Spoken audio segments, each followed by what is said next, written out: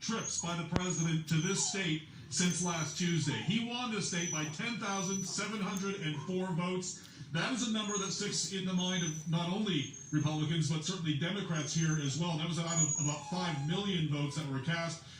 Joe Biden also working the state very hard. He was here yesterday with his former boss, Barack Obama. They were in Flint and then Oakland County, just north of Detroit, and then in Detroit itself. They got a little help from Stevie Wonder as well.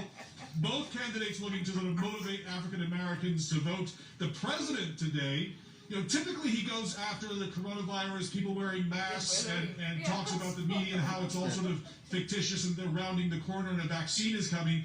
He didn't do that today. He went after Joe Biden on the economics, and he really went after African American votes, asking African American votes to vote for him. So clearly they are looking for votes everywhere they can. Brianna?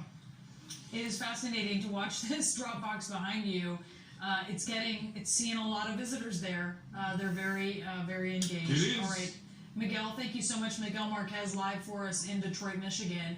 I want to go to Florida, which is, of course, a key battleground state, and it's just a huge prize when it comes to electoral votes. Last week, Joe Biden said, if Florida goes blue, quote, it's over. CNN's Drew Griffin is in Tallahassee, and Drew Biden's wife, Jill Biden, was just campaigning in Florida. Tell us about this.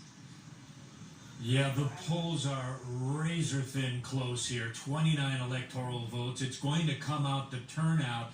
And Brianna, I want to show you the turnout right now. We've got about an hour and 20 minutes left here in Tallahassee to vote. And look at all these voters that have lined up in this last hour to come in here and cast their ballots. Jill Biden was in town earlier today. She was at a Souls to Polls event. I want to show you. They actually turned it into a parade to come to this polling spot earlier today. A lot of enthusiasm. And Democrats really need that enthusiasm because, Brianna, they are concerned that Republicans are really catching up to them in this enthusiasm gap. It's why Joe Biden was here. It's why Barack Obama will come back to South Miami, South Florida tomorrow, trying to especially get every last vote they can out of the black and Hispanic communities where Democratic strategists fear they are underperforming. President Trump, of course, will be here later on today, almost midnight tonight, but this is a state that is so important, and yet, like every other time, Florida is going to be decided by these very, very thin margins of victory. Brianna?